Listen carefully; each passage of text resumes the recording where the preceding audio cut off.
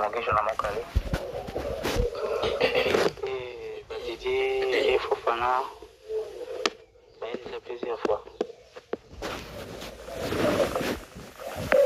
Nazalaki empoisonné, à me pousser, quand le monde dans le théâtre, et puis, pendant le docteur Mogisho Bundi, a réussi à la construire qui ça est Suningai, mais ça a créé encore d'autres problèmes. Pourquoi la tumeur a début à cancer, la grosse intestin à anus.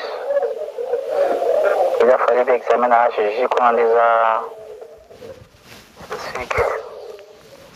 À mon livre intervenir dans l'examen et le scanner. Les résultats une méga aventure. Maintenant là, il doit passer encore un examen, la coloscopie, $550. Et puis, pour passer d'intervention, je suis toujours chez le docteur Mogisho. Prise en charge des alités. Honorable mes excuses, Nazulu Kalisungi. Docteur Mogisho, je suis au Bengi, au Solunaï, avec cette situation d'Angaï. Et je suis ici, à Mokali, comme je vous parle de mon honorable. Pessanga Sourire. Bonjour, Nicolette Lelo. Mais au Kam Sengai, na commune hôpital à Kankabila na bypass. Dans la conversation, les courriers Tuningai, est-ce que mère mutati à Kuchukuna na rubité Oyo Kemo Kalina Ndengeni. Un lelo vraiment tayo moko. Yo Keti Mokali, ok nga, après ça qui est information très bien. Pour le bien, Ogoya. Pendant la conversation, opéra il appelle l'opération il est bien. Opéra qui est samedi. Pendant la conversation. Samedi. Bonjour fidèles internautes de Marino Nzebo TV. Merci Nabino pour s'abonner, pour liker ma vidéo. Et ça la biso ba vrai bien. Et ça la biso ba c'est bon ta rabino. Sans bino biso tozate. Donc c'est important. Ming boza la kae. Ming ça la biso bien. Tant boza s'abonner, bozo liker, bozo partager ma vidéo. Et ça la biso vraiment qui te komakasi. Nae listo se pas Nabino kolomana. Merci. Naba onyo so ba soutenir biso de partout, à partir à Londres, partout dans le monde entier, na France, États-Unis, partout. Beaucoup de rabiso, beaucoup de rabiso ba reproche, beaucoup de rabiso ba remarque, merci. Na ba remarque na bino, ndeto lo ba kaka 100 bino biso ma plein quoi, 100 bino ma bé quoi donc et ça la rabiso plaisir tant beaucoup maka, beaucoup ça ba reproche, ba remarque na bino, ça la rabino bien, ça la kabiso bien makasi. Eza wabino Marino Nzebo sur Marino Nzebo TV ndenge to senga kabo s'abonner ebele babi to lela batu bazo lela to sepena batu bazo sepela na souhaiter mes condoléances nanga na famille nyonso ya artiste comédien Cheko Matondo wa ebeko tika biso depuis le 17 Koti Kabiso suite à une longue maladie. Toyebi tolanda ki ba vidéo, comment est-ce que notre artiste a comment ko senga ba don, comment ko senga ba aide na batu nyonso oyo ya bonne volonté ba sungaye ba porter de l'aide par rapport à makambo e komela kiye. Tokolanda une petite vidéo. Boka quelques explications et artiste et comédien Cheko wa utoti kabiso boka commentaire na ye boka makambu oyo alobi na audio oyo tokote la bino ba audio na ye ya suka wa ebeko sala na mama notre honorable Lisa Nema na honorable Eliezer Tambwe. Bolanda cette petite vidéo à quelques minutes bolanda yango bomunda pasi oyo sala biso na mboka pasi oyo nyokola biso vraiment ondimi na yo empoisonné moninga po ozwa nini na suka et après kuna likolo ko empoisonné za nini au koma yete, au jouer le quoi yete, au remplacer membre de famille na été, au remplacer na libota na été, au remplacer na mwasi na été, au remplacer papa bana na été. Na likolo na ngwana ozwi nini, tango cheli cheko poison, tango empoisonné mwana mobali ya batu. Oyo aza na talent na ye ya makasi, asepelisa biso na groupe na ye, pe na groupe évangéliste esika autaki tobande kosepela na talent na ye. Eske ndenge yo otieli ye poison wana yo kotikala seko na seko? Franchement ça fait mal, ça fait pas du bien, et ça malamu te, ça mabe makasi. Au moins ape muto empoisonné pas se retrouver ne bemba olela pe bato bongo balela makasi façon olela okanja pena ke yende mutazo ka mawa makasi. Mais en soi azali na mawa te azo sepela kati motema ya oyo sali wana pona muninga. Est-ce que yo kotika l'Éternel mabongo? Eselinga pasi koka mwana mobali azolela koluka lisungi ba oyo bakobima lelo kokotize pona ye pona ebembe na ye boka kosala bosomba babilamba ba uniforme tout ça boluka sala bien boluka cercueil ya bien. Pourquoi pas cotiser quand il était vivant? Pourquoi pas cotiser quand il avait besoin de ses aides wana? Toko kaninga zo senga lisungi. Na mona nga ba artiste comédien te. Parce que na kati audio na zoka azoba ke maman Olive tinda ke mbongo asala akota scanner. Ba artiste comédien bozala ki wapi? Siko to mona ba kaye ko circuler. Keto cotiser pour un artiste na biso. Siko tango abelaki abende ko luka lisungi bo kotiza ki te bo sangisa ki te pona ko luka ko sunga ye po ndeko na bino azwa soin kitoko.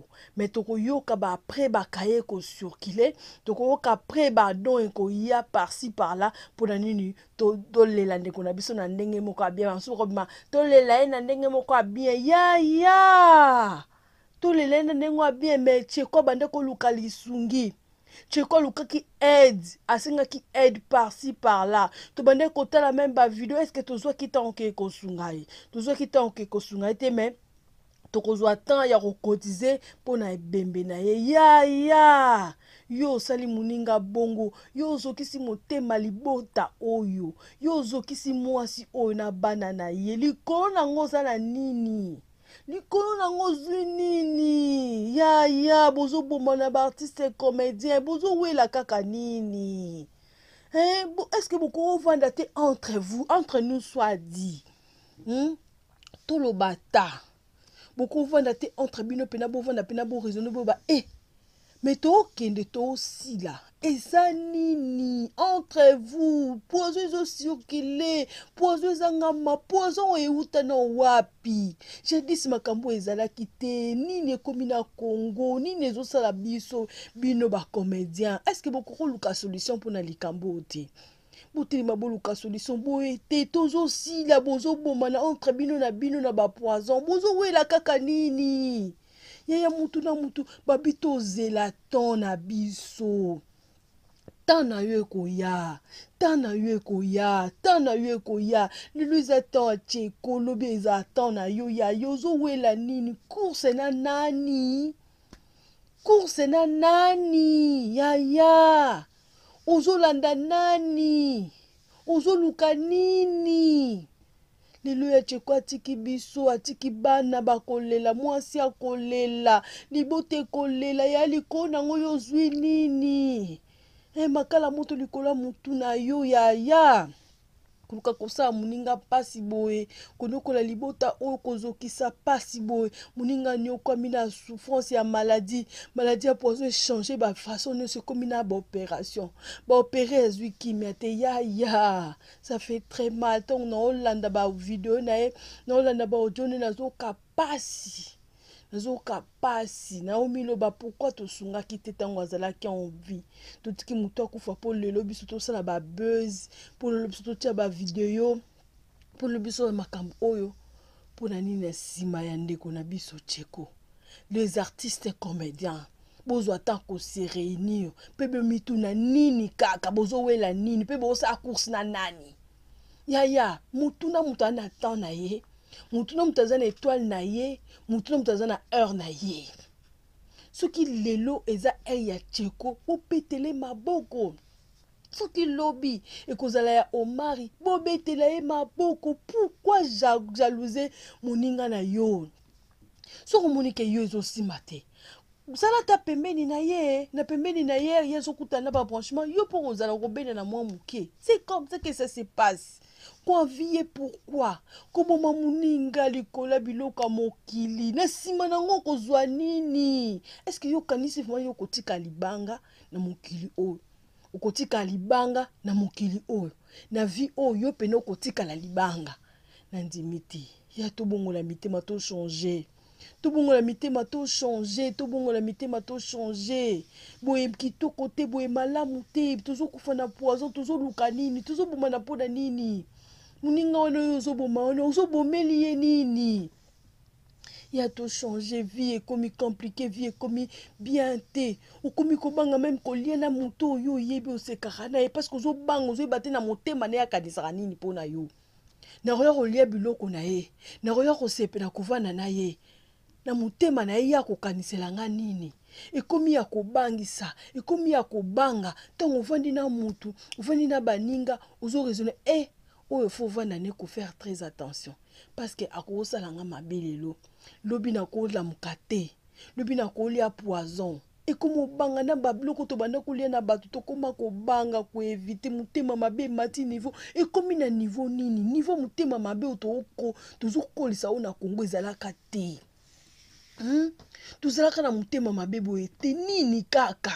tozoluka nini eloko nini tozolanda course nini tozolinga tosala cher tous cher bato boza na succès bino bato boza na succès bolati succès ngo façon bozomemela yango kote kuna bamosusu bahomo bamosusu bapede bamosusu bapoison ezaka nini entre bino bolingo eza te moye bovanda place moko ata bosangani wana nde bovanda na hypocrisie bosalaka hypocrisie na hypocrisie bolingo asembi ya malamu ya bonzambe eza te omona bino mpe dimanche libibe na mapeka église boke kosambela moto atiaki poison wana mpe akendaki kosambela nzambo akala bande kobeta biso franchement abanda kobeta biso osali mabe pena omoni ke na kati église kaka wana osali mabe osali pocheli moninga poison ke pe église oke kosambela ya est-ce que conscience ne kosa est-ce que conscience abato esalaka su na Congo conscience abato raisonnaka susu kenga na osala mabe na changer na tika franchement lisolo esalinga pasi na oki pasi na tele video na oki pasi na leli na binini kaka eloko nini yango asombi ya malongo baotela ye poison nini kaka biloko ya mokili oyo soza na posa nango senga ya pesa yo olotele poison tika okata vi na ye emso atiki bana mike bana bakoma kotelengana toyebi kombe baartiste comédien batika bana leo bakoma kotelengana moto akosunga aza te yaoki pasi makasi Tcheko repose en paix. Non, c'est nga abonné nanga vous abonner belé na Marinon Nzebo TV toujours dans le plaisir de vous servir. Merci à mon grand bienvenu Tondi depuis Belgique. Merci à bienvenue moninga na bienvenue Ngangu. Merci à l'autorité morale. Merci à Ibrahim. Merci à Roli Wakala, merci à tous les branchés de Marinon Nzebo TV. Bino bosabona, bosabone sous ce belé. Ngana zane sengwa ko présenter bino kabloka kitoko pour se sabino. Tcheko akei biso totikali to vanda to raisonner, to réfléchir. Nini sali bongo, nani asali bongo? Est-ce que ya kotikala libende, ya kotikala bongo? Non, ça fait mal. Banande bako mona pasi, banande bako nyukama. Merci na bino bolele dans le calme, dans la tranquillité. Oh, sala kiye, ye pezongele parce que l'icône ngwelo ezati. L'icône ngwane lo ezati. Marinon Nzebo vous aime, boyete. Tout changer. Merci na bandeko nyonso bazotalanga azuli bakoya kotalanga na ntango oyo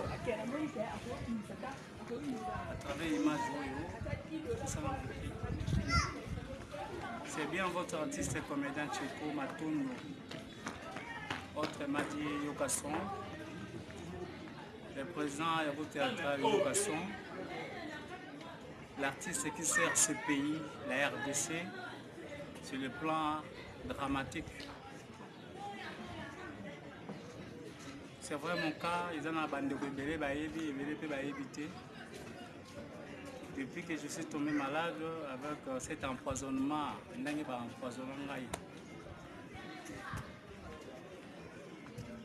pas ces alliés.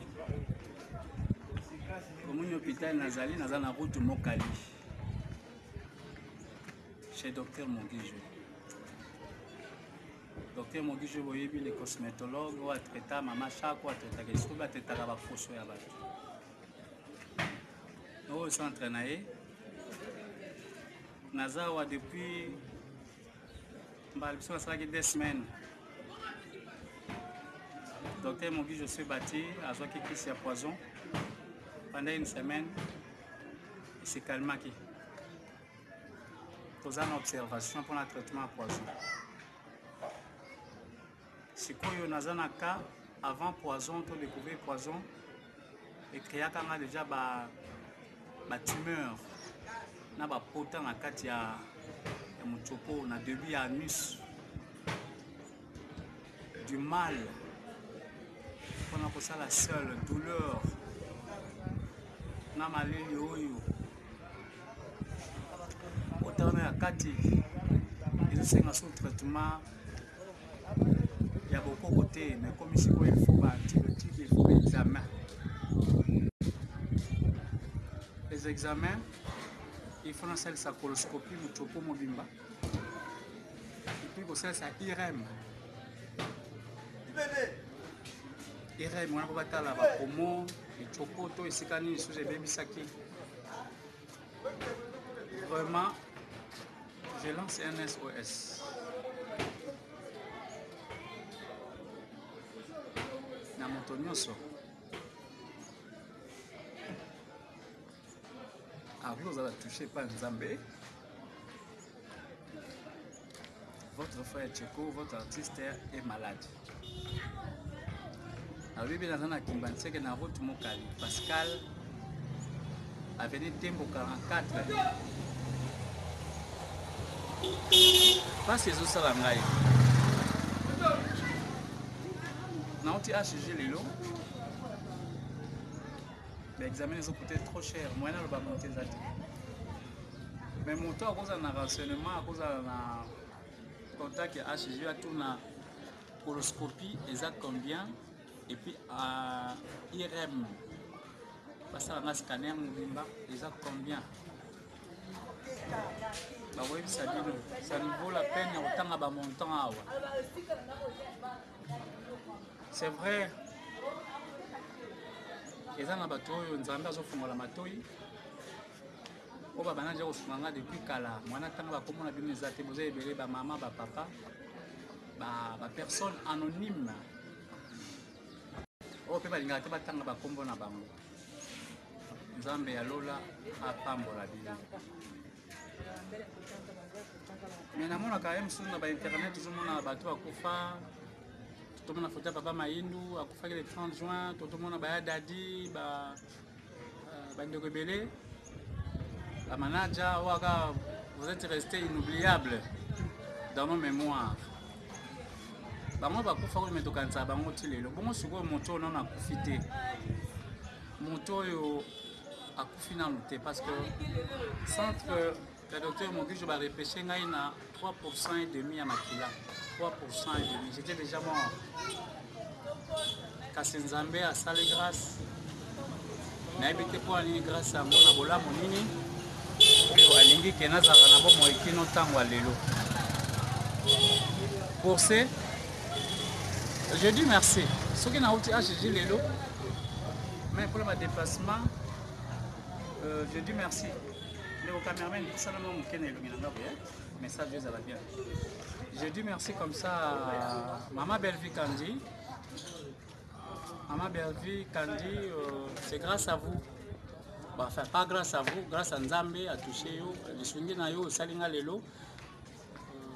Et permettre nga nazo express nakende HJ ba démarche tout consort et puis naza en hôpital en tout cas passé antibiotiques chaque jour, antidouleur chaque jour, anti-inflammatoire. Mbongo ezalité, je ne travaille pas. Comment je vais me supporter? Mama Belvi Kandi na sengi na okaka boye. Oza mwana mwasi onzamba pamboli atomboli yo. Oza na niveau komi lelo. Oza lokola parapluie. Ya biso ba misusu. Votre frère Tcheko, nga nazwaka carte assurance santé te. Na osenga na NTPC, papa masumu, président Lombe. Ce qui est possibilité beaucoup de ça nga ata en urgence na fondation ya maman Denise iska carte pesa mais nazwa pe ata lokola baninga. Soki nazo mériter ya. Soki nazo mériter yango te botika kaka likambo te. Nzambe pour intervenir autrement. Je continue à dire maman Belvi Kandi, merci pour votre soutien. Oh salaki ngai et déplacer ngai pe osunga ngai na renforcer moi pharmacie chaque jour aux antibiotiques chaque jour bakisi nazo joie kolia na ngai eza pasi. Maman Belvi Kandi s'il vous plaît. Nayebi ke maman Olive Lembe Kabila ayoka kayo. Et maman Olive ngai mwana na Tcheko en 2019 au partage qui ngai bonne fête et sunga ki ngai peta ngo papa ngai akufa ika na 2019 wana na liwa pe ya bulu. Maman, je suis à l'état d'accord.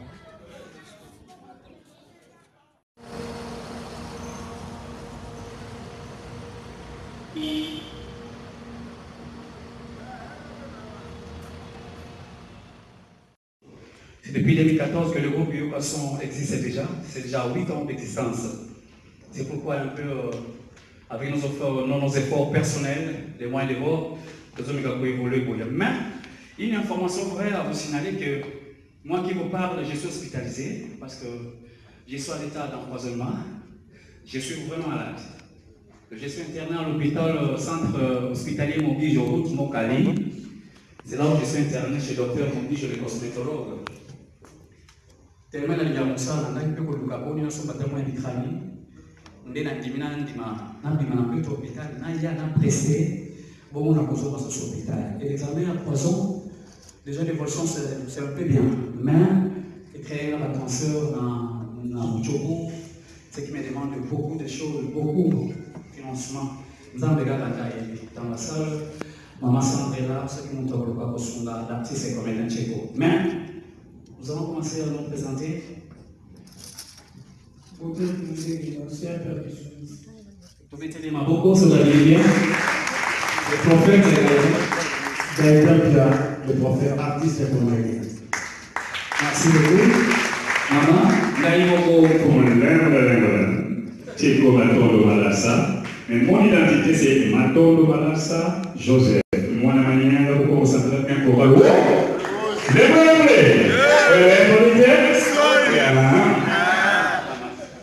c'est Fanny Mounene, artiste et danseuse. Moi, c'est Jerry Dibala, percussionniste et danseur comédien. Jerry Dibala. Merci. Moi, c'est Jerry Mayassi, danseur. Moi, c'est Joël Olé, artiste et danseur. Moi, c'est Patrick Wenga, artiste et comédien. Dieu merci, Mondi, percussionniste. Moi, c'est Maman Kalamaflore, artiste et comédien. Détourné! Moi, c'est Rosé Timbala, artiste et comédien. Merci, Tobé, tu m'as beaucoup à Bango.